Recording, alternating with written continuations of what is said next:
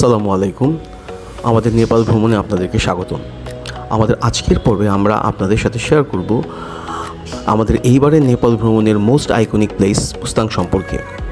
Mustang হলো হিমালয়ের কোলে অবস্থিত একটি শুষ্ক মরুভূমি সাদৃশ ও রহস্যময় উপত্যকা, যা মূলত তিব্বতীয় সংস্কৃতি, প্রাচীন গুহা ও ভৌগোলিক বৈচিত্র্যের জন্য নানাভাবে পরিচিত। এটি নেপালের ধলাগিরি অঞ্চলে অবস্থিত, যার জেলা সদর দপ্তর বা রাজধানী হলো জমসম। নিষিদ্ধ রাজ্য নামে পরিচিত এই মুস্তাং প্রতিনিয়তই মানুষকে আকর্ষণ করে, পর্যটককে টেনে নিয়ে আসে তার কাছে তার অপরূপ সৌন্দর্যের কারণে।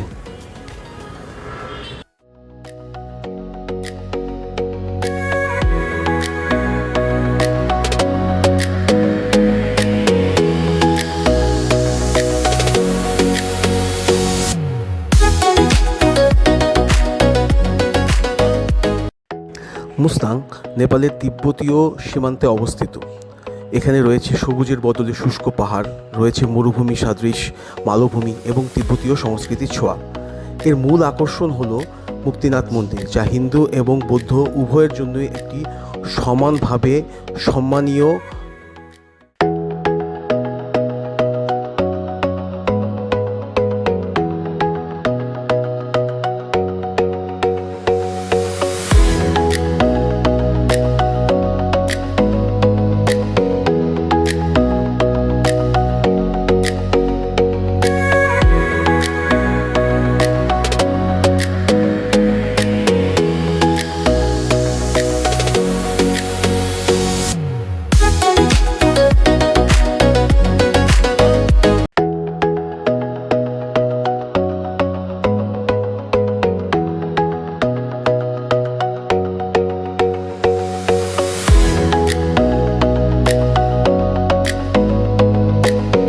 মুস্তাংয়ের নাম শুনলে মনের মধ্যে যে অ্যাডভেঞ্চার বা রোমাঞ্চ কাজ করে, তা একসময় ভ্রমণপ্রিয়দের জন্য খুবই কষ্টসাধ্য ছিল।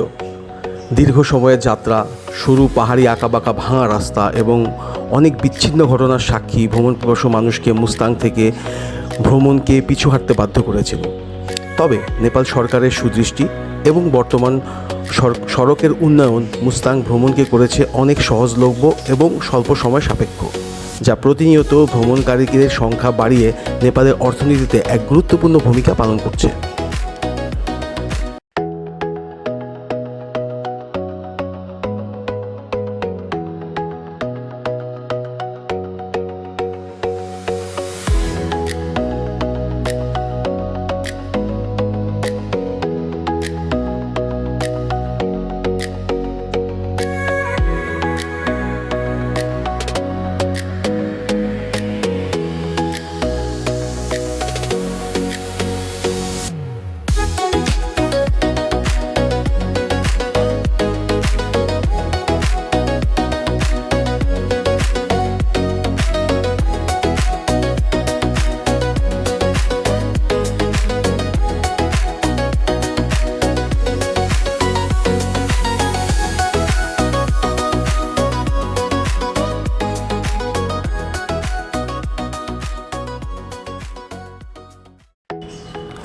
আমরা আমাদের এবারের ভ্রমণ সাজিয়েছিলাম হেভেন ট্যুরিজমের সাথে, এবং ভ্রমণ সঙ্গী হিসেবে ছিল মাহিন্দ্রা স্করপিও গাড়ি, এবং এটি সব সময়ের জন্য আমাদের সাথে ছিল।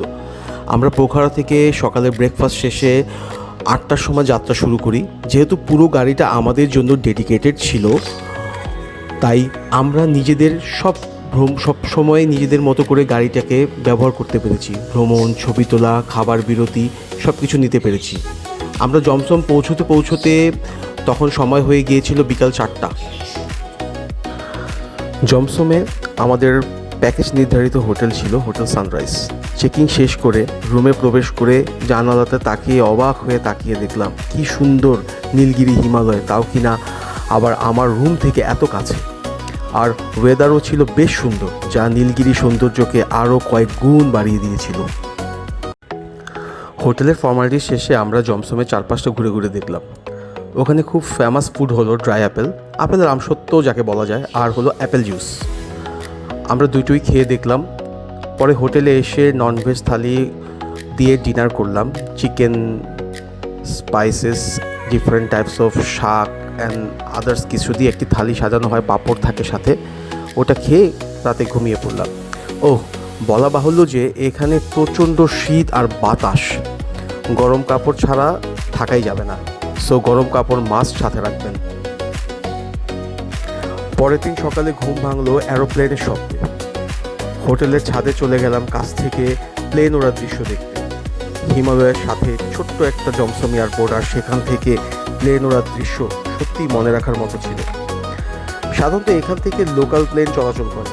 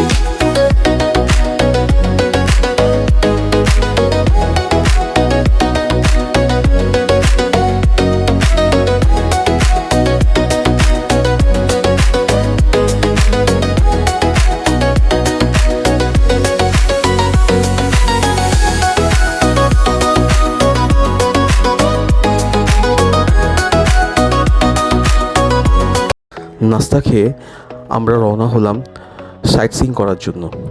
শুরুর গন্তব্য ছিল মুক্তিনাথ টেম্পল। জমসম থেকে মুক্তিনাথের দূরত্ব নিয়ার অ্যাবাউট 23 কিলোমিটার। যেতে যেতে উপভোগ করছিলাম উপরওয়ালার অপরূপ সৃষ্টিকে। বালুময় পাহাড়ি মরুভূমি আর তার গা ঘেঁষা বরফের চাদরে ঢাকা হিমালয় দেখতে দেখতে কখন যে চলে এলাম মুক্তিনাথ টেম্পলে বুঝতেই পারলাম না। মুক্তিনাথের চারপাশে ঘুরে নিজেদের মতো করে কিছুক্ষণ সময় কাটিয়ে আবার রওনা হলাম আমাদের পরবর্তী ডেস্টিনেশনের উদ্দেশ্যে।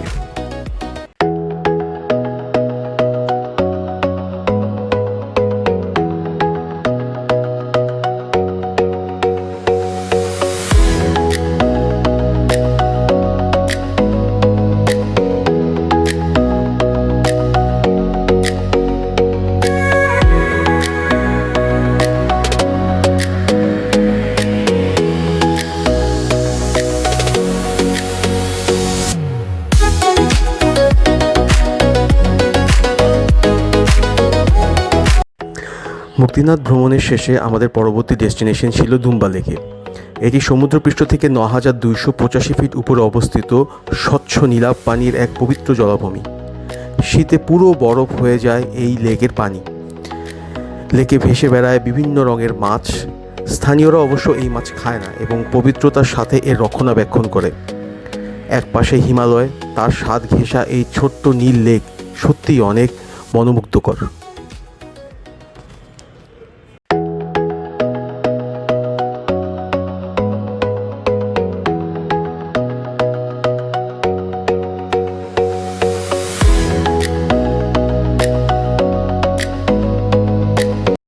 দুম্বা লেক ভ্রমণ শেষে আমরা চলে আসি সেলফি পয়েন্ট নামে খ্যাত একটি স্থানে, যেখানে ভ্রমণকারীরা সবাই এসে বিভিন্ন ছবি তোলে এবং প্রাকৃতিক সৌন্দর্যকে উপভোগ করে। যথারীতি ওখানে কিছু সময় থাকার পর আমরা ওখান থেকে আমাদের পরবর্তী ডেস্টিনেশনের উদ্দেশ্যে রওনা হই। বলা বাহুল্য যে এখানে এত বেশি বাতাস এবং খোলা পরিবেশ যা আসলেই উপভোগ্য ছিল।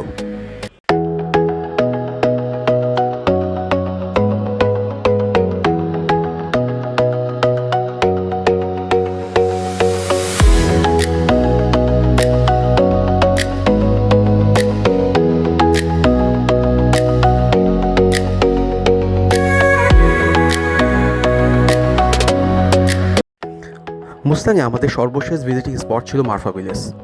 এটি সুন্দর, শান্ত এবং ঐতিহ্যবাহী একটি গ্রাম যা মূলত আপেল বাগান, সাদা পাথরের ঘর এবং সরু গলির গ্রাম হিসেবে বিখ্যাত। এখানে মূলত থাকালি সম্প্রদায়ের মানুষের বসবাস। এখান থেকে যারা ট্রেকিং করতে পছন্দ করেন তাদের জন্য অন্নপূর্ণা ট্রেকিং রেঞ্জেরও একটি রুট রয়েছে। আমরা ওখানে বেশ কিছু সময় কাটাই, স্থানীয়দের সাথে কথা বলি, তাদের সংস্কৃতি, তাদের চলাফেরা, জীবনযাত্রাকে বোঝার চেষ্টা করি এবং তাদের স্থানীয় পোশাক পরে ছবি তুলে বেশ আনন্দ করি।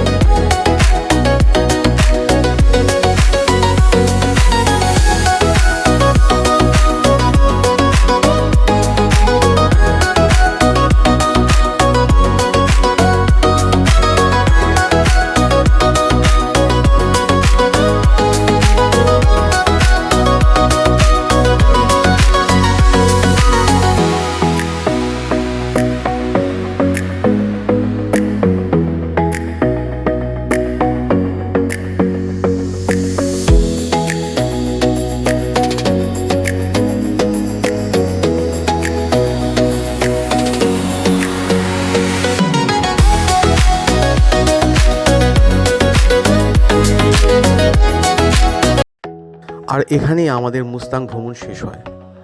আমরা রাতে ফিরে হোটেলে ডিনার শেষ করে শুয়ে পড়ি এবং ভোরে পোখারার উদ্দেশ্যে রওনা হই। আমাদের 2 দিনের মুস্তাং ভ্রমণ খুবই উপভোগ্য ছিল। সবাই ভালো থাকবেন, লাইক শেয়ার কমেন্ট করে আমাদের সাথে থাকবেন। আরও নতুন নতুন ভিডিও নিয়ে যেন আপনাদের কাছে আসতে পারি সেই প্রত্যাশায়। আল্লাহ হাফেজ ফর টুডে।